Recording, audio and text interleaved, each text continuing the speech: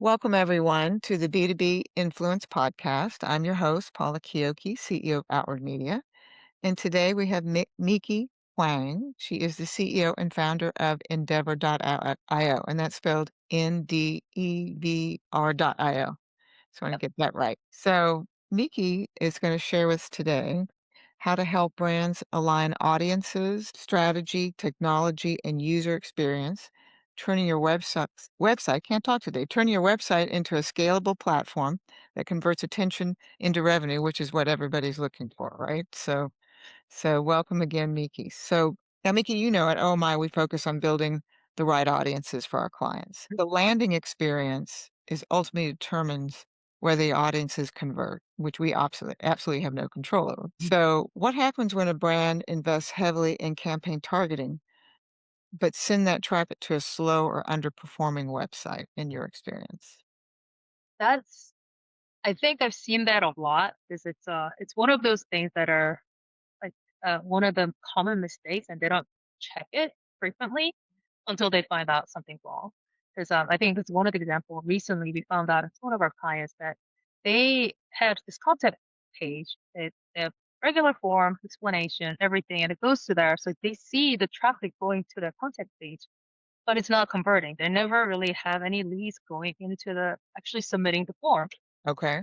And it was just like they were just thought it was weird. And I was like, is it the language? Is it the copy? Or is it the campaign? But we're getting people traffic going there. Mhm. It turned out that this form was linked to HubSpot, which you can only it renders when you're logged in to the site because Ah, for the actual HubSpot, I forgot exactly what it was. So they always assumed that it was working. But if you're not a logged in user, which they failed to, or they forgot to check, or they didn't even look into checking that. So the form wasn't rendering at all. So you get all this traffic going to your site, but there's no form rendering. There's nobody to actually submit the information there. And it was a huge loss of your pretty much like your leads. So yeah, sure. yeah, so those kind of things happen. So you need to make sure that your site can handle the traffic is one thing, because like you don't want to have a website. You get all this traffic, the spike because of your seasonal campaign or whatever, but it just I can't handle it, just doesn't load. Find out. Did they expect you to help them, or how did they find out? It was an accidental find actually, because Okay. like you were just because we're well, the natural instinct is like you kind of check everything in incognito, so like completely logged out version. So and then you're not logged into any other things, and then I wasn't coming in as not logged in person, and I was like, wait, where's the form? And it turned out that the form wasn't rendering. So it's there, but it's not rendering correctly. So Okay. it's just a missed opportunity there. Yeah, yeah. So that's one of the things. And then also like if your site can't handle the traffic, then you're losing all these people going to your site. People have very low attention span these days, Yes. especially these days. So like if your site doesn't load within like they said 3 seconds, I think it's even lower these days. Because like if it doesn't load, they're just not gonna go to your site and just I'll go to go your somewhere computer. else. Right. Do you recommend that sounds like then like we had an issue with the privacy link wasn't working and somebody else told us, which we didn't know. So did you do you recommend that people like regularly check their site to see if everything's working? Like Yeah, what we prompts or recommend yeah, we recommend continuous audit pretty much, and then, like, for our clients, we actually have those checks in place, like, so automated testing and then making sure, like, there's some of the things that are blended into the workflow. So and then also constant monitoring, because you need to have your monitor there, because you don't wanna fix the issue after it happens. You want to make sure you're prepared for the, issues, especially about the busy seasons or, like, campaigns or anything that you're gonna plan to roll out. You want to be constantly looking at it to so you can prevent it beforehand. you actually can set up a systems that are ongoing, automated, check it so they don't have to Right. Yeah, manually do it. so That's great. yeah. Yeah, every deployment has, like, all the checks, security basic checks, like, pretty much, like, some of the simple testing, regression testing of the visual design, not shifting over all over the place, and then just, so security audit because you wanna make sure that your code is not opening a different hole, and so, like, if those are very, standard thing that we usually put and then monitoring is one of the things that we always have all the clients have because it's not that hard to just it's set up. And then once you have it, you get all the ping. Like so like if your site is down for whatever second, you get the notifications, you fix Okay. it. before someone else actually finds it out. Or just kind of if there's like a potential performance spike that could potentially cause your site to slow down, you can Mhm. catch it and fix that query and then whatever. So like those kind of things usually have managed hosting, have like a opportunity to link it to whatever monitoring tool you have. And Okay. they're not that expensive. So like Okay. there's no reason to not set it up. I do it. And I Yeah. would think with e-commerce, Right. Yeah. it's even Especially that. more critical, yeah, because if Right. you're trying to check out and buy something, you lose the sale. Right. Yeah. And then like I think this was one of the things that we were talking about recently. It's like it's not just losing the one sale, you're losing your client forever. I think that Yes, even worse. yeah, They yeah. may never come back.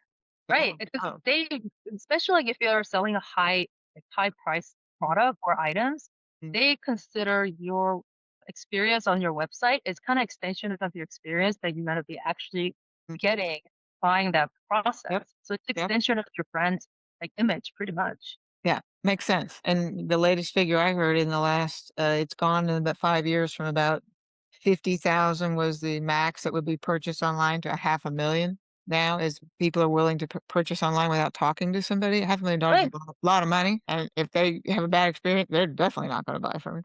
Right. Yeah. I mean, like, especially with like, I think even housing stuff, I think that during COVID, they just kind of streamlined that. So there were some purchases of really expensive things You're happening right. online. Yeah. COVID jump started that. Yeah. It's like cars, houses, and like what, I don't know what else. What's next?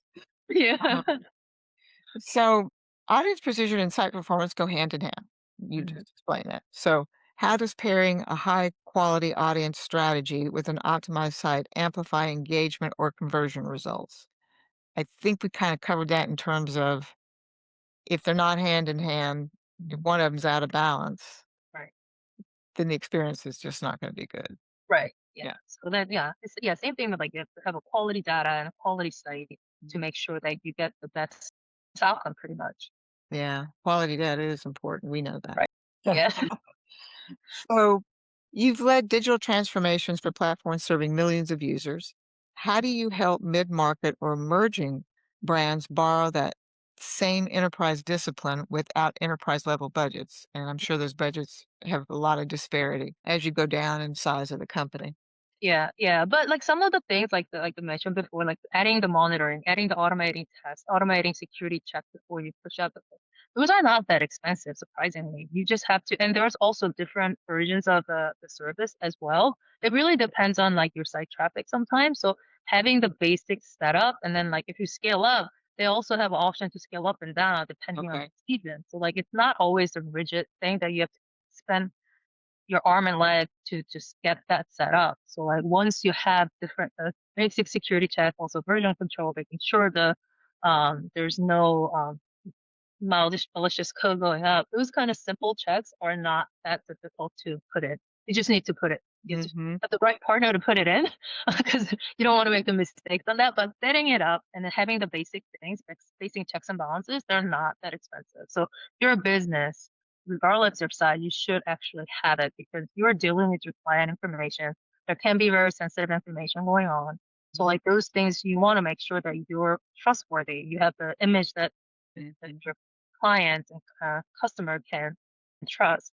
So just make sure that you do your job with putting those in. And also it's easier for you. So once you set it up, it's actually cost saving because you're preventing all the potential issues Hmm. before it happens. Then after it happens, like let's say you have a security breach, it's more expensive to fix that and you prepare for it and not get And that. it, yeah.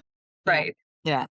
Yeah. And we've talked before, when you work with a client, you help them build a website, when you stay engaged for the long term, what are the types of things that you do post the site has launched and it is functional?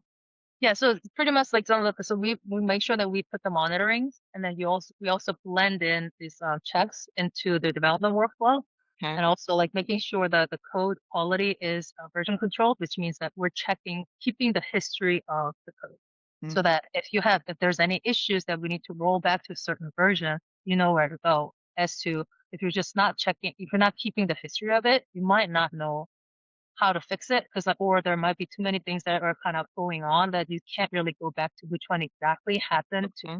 break the site. So those basic things that we put in as well as for like the people who are pushing out a lot of content that we need to also evaluate their editorial workflow to make sure that there's no bottlenecks so Okay. that they if they have, like a time sensitive campaigns, if they have like the time sensitive deadline for pushing the public on your e-commerce store, Mhm. you want to make sure that you don't have to be dependent on developer all the time for the creators or editors Okay. to push out the content.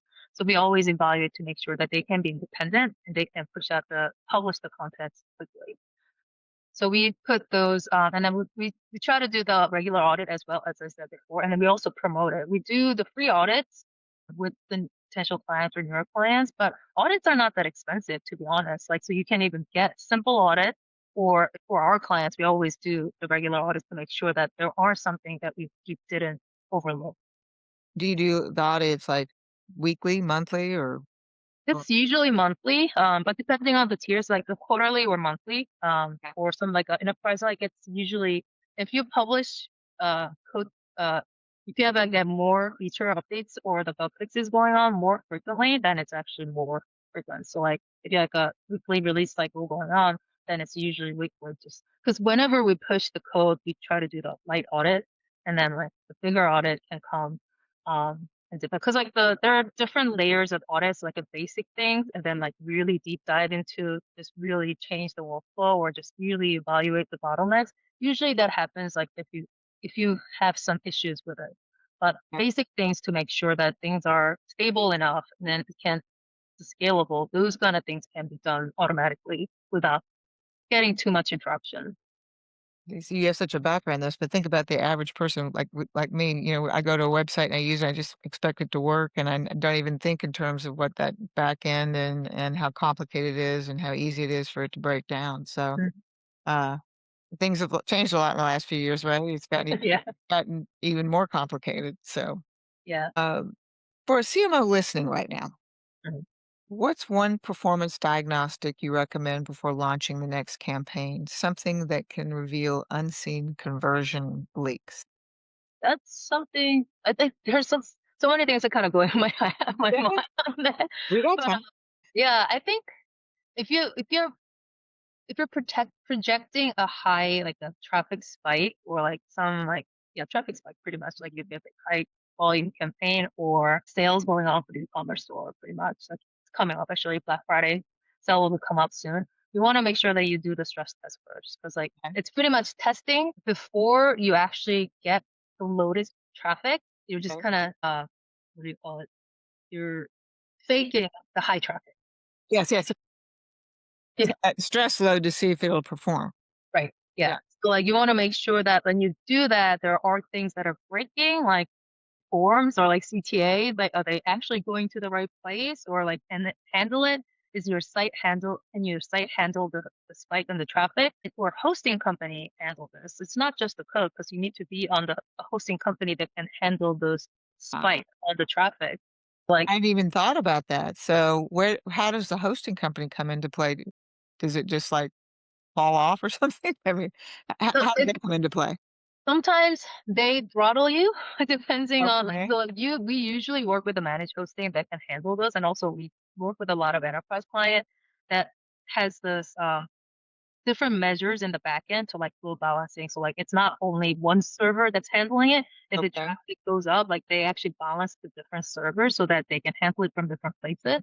Or Uh, it's always high traffic, like a magazine site or publishing site, they always have a balancer there. So depending on which region you're coming in, they handle it differently. So they do have a lot of things going on in the back end that can handle it. So usually when you say I always recommend managed hosting is because they know how to handle it and okay. then enterprise, if your site is having like million or over page views per month or whatever, Okay. then we recommend like a enterprise hosting who understands that traffic that you need to scale up and down depending on the need. And tell So, everybody what a HBU is. oh, You mentioned HBU. I said HB. I thought you did. No? No, no, no, Oh, no. okay. Sorry. I misunderstood.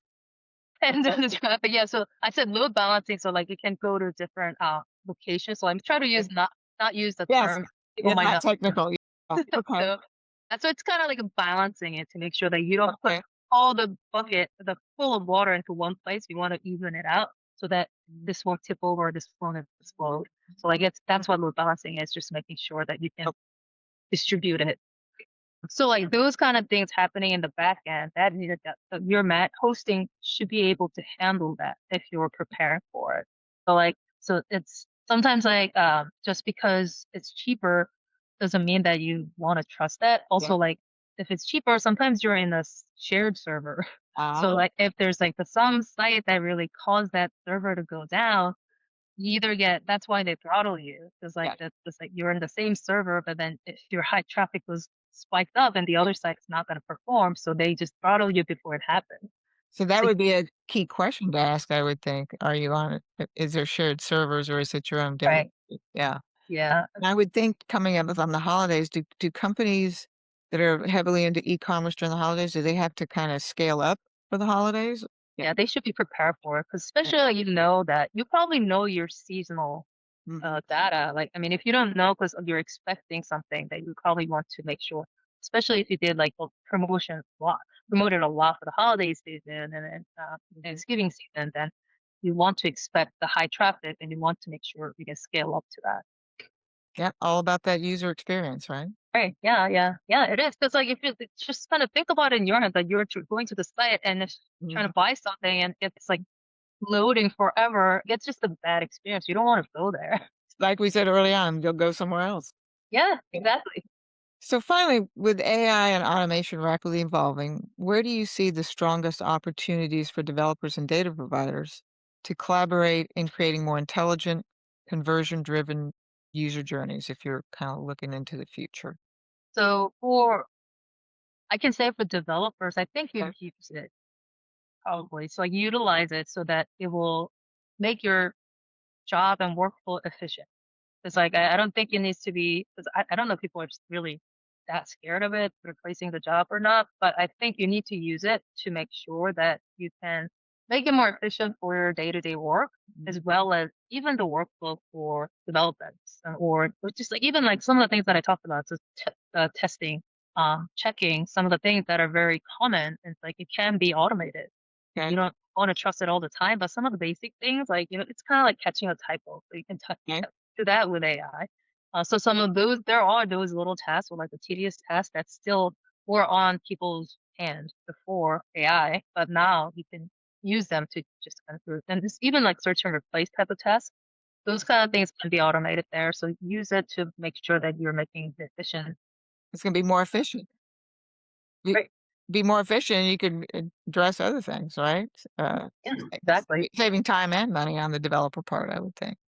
Yeah. And then for the data set, I think this was more, I was forgot what I was talking about. We're talking about how to detect the content that's AI written, so that we actually have editorial workflow at the end, just double checking that it's not too obviously AI written content. Yes. There Yes. are things We like talk about that as that. well because Right. you can have, for us, if we're doing like an email acquisition campaign, you can have AI write something, but you still need to come in and polish it up and put the human, Right. et cetera. I don't see it. Well, at this stage, they don't seem to be able to act human, but who knows? In Yeah. the future, right?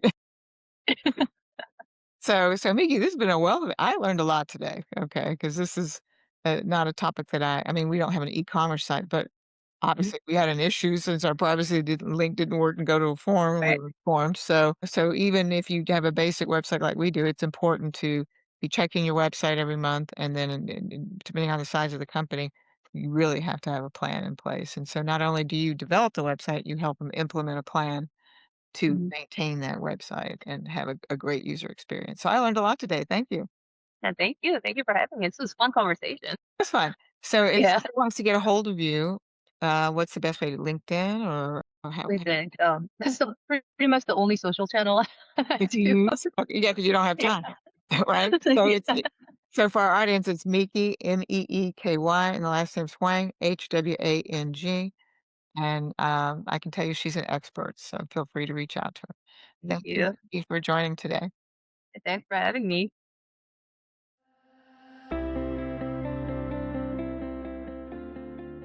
That's it for today's episode of B2B Influence. If you picked up something new or found yourself rethinking your approach, take a second to subscribe, leave a quick comment, and share this episode with your network. And don't forget, once we hit 25,000 subscribers, one lucky listener will win a free customer analysis. Just subscribe and comment to enter.